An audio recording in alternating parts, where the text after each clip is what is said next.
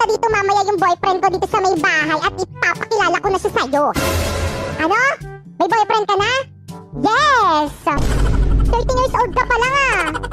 Uso naman yun ngayon. Nako, ako nung nasa edad mo ako, paglalaro lang ng lato-lato yung alam ko, tapos ikaw may boyfriend ka na? Nako, hiwalayan mo yan.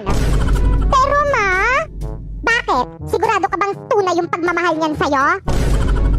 Opo, sabi niya mamamatay daw siya kapag nawala ako. Sigurado ka? Yes, siguradong sigurado. Tignan natin. Magandang araw po at... Mama, ayun na siya. O iho, kay gwapong binata mo naman. O diba sabi ko sa'yo, May. Sigurado ka bang hindi ka kinulam nitong anak ko? Mama naman.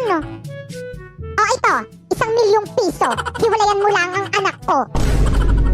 Paumanhin po ngunit. Go baby, tuloy mo. Hindi po mababayaran ng pagmamahal ng anak nyo ang 1,000,000 piso. Salamat po. Bye!